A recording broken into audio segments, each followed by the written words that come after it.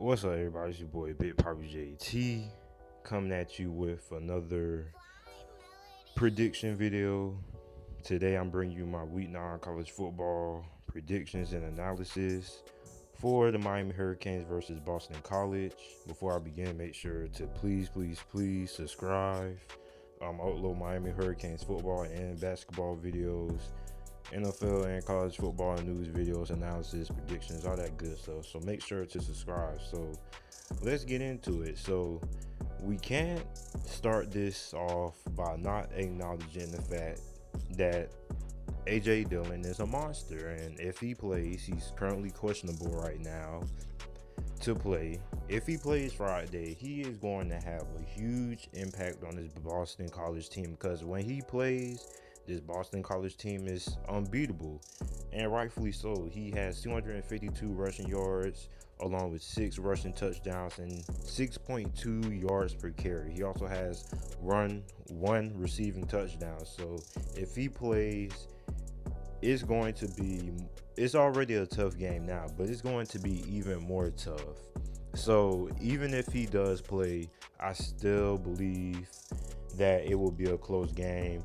Hopefully we don't have the same result we had against Virginia, but let's get into it. So Miami coming off a road loss to Virginia. N'Kosi Perry got benched. Malik came in, and we were into that game. We had a chance to win that game, but we had 2 costly, unnecessary roughness penalties. 1 on 3rd down that kept UVA with possession, and 1 that led UVA to get another 1st down. So this game is very important because we still have a lot to play for. And even though that we lost to UVA and we're not in the championship picture anymore, we still have a lot to play for. So let's look at the offense and defense comparisons. Comparing the Miami offense to the Boston College defense. On offense was 74th in the country in offensive yards per game with 399.4. We're 89th in the country in passing yards per game with 211.1. We're 51st in the country in rushing yards per game with 188.3.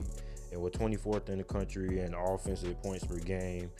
We have 37.4 points per game on offense. So Boston College defense, on the other hand, which isn't really that great as their offense is, was 67th in the country. They're 67th in the country on defense and yards per game given up, allowing 387.4 yards per game. They're 69th in the country in passing yards per game, allowing 227.1 passing yards per game. They're 70th in the country stopping the run. They allow 160.3 rushing yards per game, and they're 66th in the country with points per game, allowing 26 points per game. Now comparing the Boston College offense to the Miami Hurricanes defense, Boston College averages 447.4 total yards to offense, which is 35th in the country, which is very impressive. They're 82 in the country in passing yards per game with 220.6. They're one of the best rushing teams in the game, even without Dillon playing. They're 21st in the country in rushing yards per game with 226.9, and they're 15th in the country in points per game with 39.6. Now the Miami Hurricanes defense, which we all know is at a historical grade, is 2nd in the country in yards per game given up. We only allow 237 yards per game.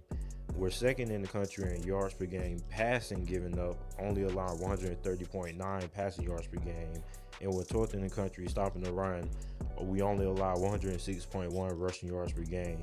And we're 18th in the country in points per game given up, allowing 18.1 points per game. So the keys to victory that each team needs to execute in order to have a good chance of winning this game: Boston College needs to force Malik to win the game, and they need to control time of possession and also have no turnovers. Miami, we get hyped off turnovers, and turnovers rejuvenate the offense and give a whole team an energy boost, especially when they get the turnover chain on. So Boston College cannot allow that to happen. They need to force Malik to win the game. Malik Rozier isn't a great passer at all. He's not going to beat anybody through the air. And they need to control the time of possession because they need to keep this offense off the field.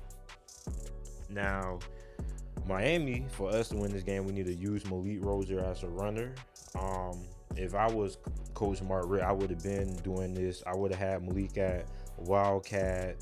I just would have been using a whole lot of Wildcat looks, letting him run the ball, allow him to run more zone reads, quarterback draws, instead of letting him pass the ball almost 80% of the time. I would like to see him have more designed quarterback runs.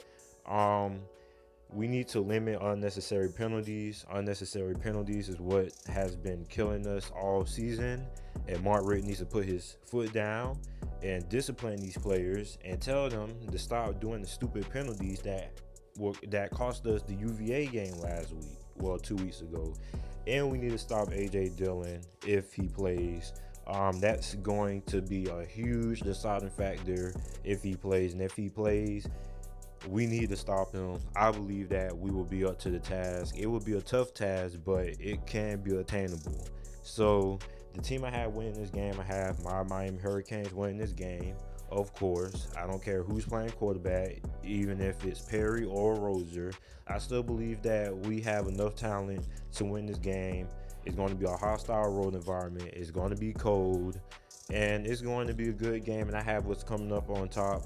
I have it being a close game, around 24-16, somewhere around that range. So let me know what you guys think down in the comment section down below. Make sure to like the video, comment, and subscribe.